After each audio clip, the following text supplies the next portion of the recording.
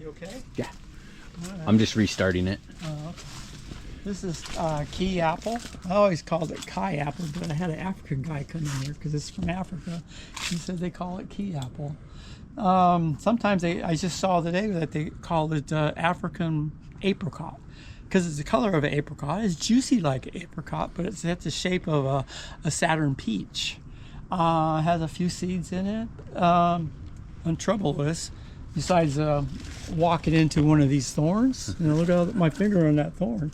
You can use that as a needle if you're sewing something in Africa, but you need a male and a female. You gotta have them both. That's the problem I have at my house. Yeah. I don't know if it was the male or the female that died, but one of them's still living. Oh, okay. Yeah, you try to look at the flower. I look at the flower and I say, no, I know what I'm looking for, but I really can't tell. So I guess I'll just have to get a male and a female from you again. That's okay. You gotta go start again. So we're just running back this way here through a lot of Suriname cherries. This guy gives more fruit than that Apollo. This is another Feijoa or pineapple guava. Yeah, whoop, he came right off. And that's what you want to eat, and then this is what you do.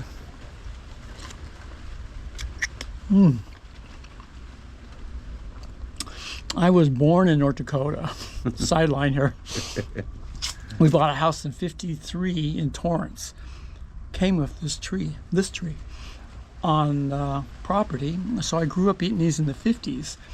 I'm probably the only one in school that knew what the heck it was. I didn't know what it was. We didn't and from North Dakota, you don't even think you can grow oranges or apples when you're in California. But we found out differently. Anyway, this is sweet. This is a guava. But the seeds, you can see, are not anything that are substantial. And it's, that is good. That is good.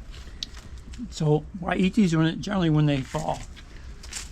And now that reminds me of okay. So we're just running through a lot of Suriname, Eugenia. Yeah, there, go ahead. You get to have one too. Yay. I was a little jealous. I was like, oh, that looks good. Oh, I didn't think to offer any. That's okay. Because it was too good. I was enjoying you enjoy, so there you go. I got a few mosquitoes here, so we'll just scratch them. What's interesting about this area, I'm looking forward to eating this one here. This isn't a Nona. This is a cherimoya. It's Selma is what it is. And you can see I pollinated every flower on this branch because this is the variety that has a red rim on the fruit. And I'm hoping it's like the Barula or the Lisa Atamoya, and it has a little cherry taste to it. Because the Atamoya, Lisa Atamoya, it has a cherry taste if you get it in just right. So I'm hoping that the cherimoya does the same thing. Wow. As the Atamoya. So you can see these are all multiple grafted trees here. There's probably 6 or 7 different varieties on this tree, and every year we add more to it. Some of them take, some of them don't. There's our lucuma tree here, and somewhere in there, actually, and you think about it, look how dense it is. This is a jujube. That's a jujube. There's a mango right here in the middle of this. There's a lucuma right here in the trunk here, a very big trunk. All in the, 3x3? Yeah. Yeah, that's typically what the yard is. It's the only way you're going to get 300, 400 trees in a yard like this. So you got another one, jujube right here. You got a avocado. That's a avocado. Is that? Oh, God. Getting old. Hard to remember sometimes. Right now, I don't know. But there's a lot of mangoes in here. You can see mangoes in here. Pretty dense. It's not really a good mango growing environment. It's not hot enough to set the heat. And they're the sun isn't quite as strong as it should be. These should be growing above the garage here and being designated as walk on the garage and eat them. There we go. So, there we go. And we got more of those guys up there. Okay, so here we're in Jujube land. If you run down this way, then we'll just walk down there. This is the oldest Jujube on the property. It's a lang. They grafted with other things on it. But you can see we got Jujube, and then we have multi-grafted figs, and then another Jujube and multi-grafted figs, Jujube, and so forth, all the way down, about 15 of each of them down here. And you'll notice that they have to grow above the garage, because when I cut them down at the garage height, they were like trees with no branches on them because there was no sun down here. So we have to let them grow up tall. This is taller than you'd want to have them in your yard, but it's part of the environment. So part of the adventure. Yeah. So here we got more guavas here.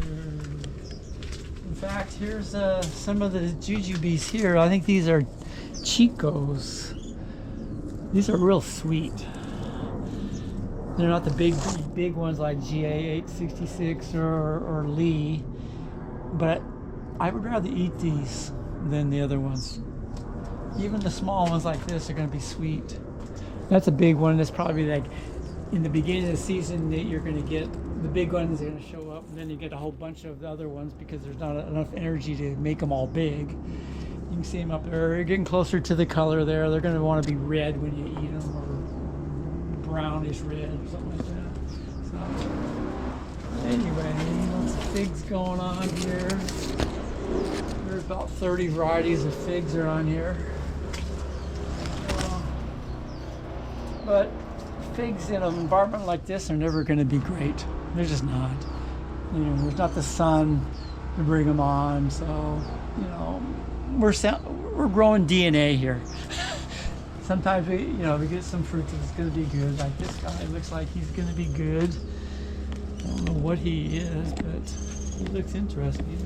I have to follow the branch back and read it.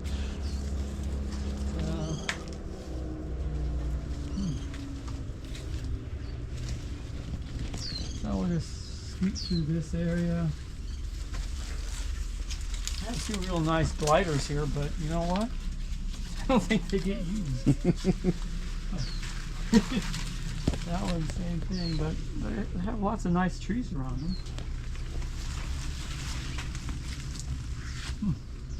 Now let's see here.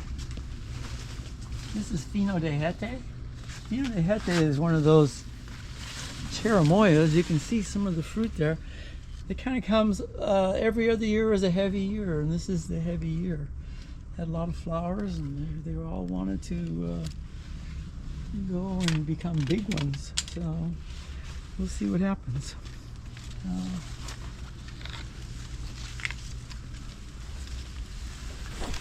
That's pink now right there. Yeah. So I think did we see it all, or do we just keep walking around? We've seen quite a bit, but I do think there's a little bit more, and I got some without you. Oh, yeah, here, let's go up this up country here. At the base of Haleakala here. That's in Maui. So I take it Hawaii has inspired you significantly.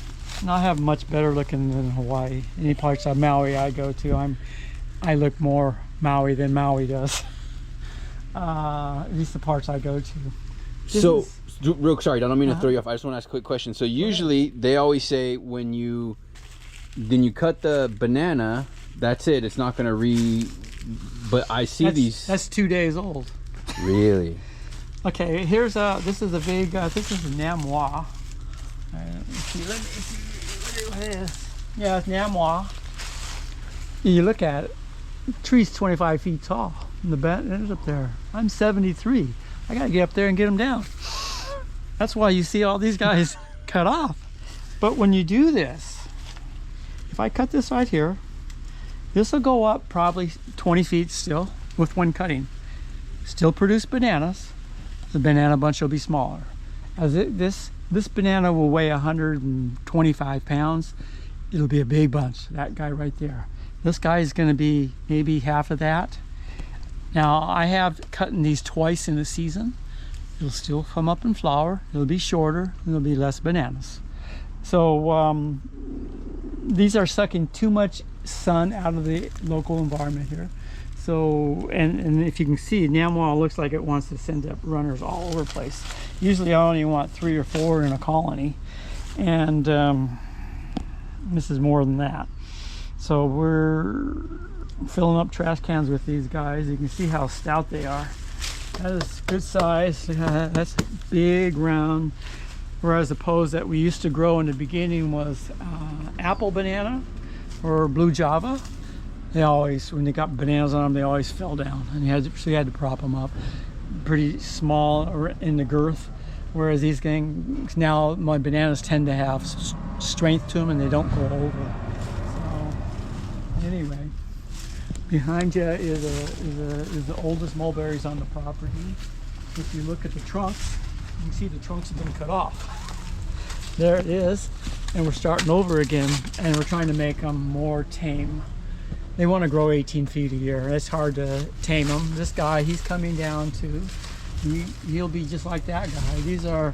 That's a Pakistan, and this is a King Shatut. Long white ones, long purple ones. So delicious. Very good.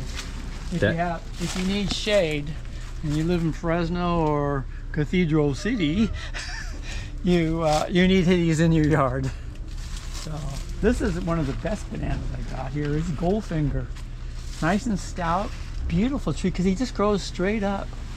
Gives you a nice bananas. There's a bunch of the bananas.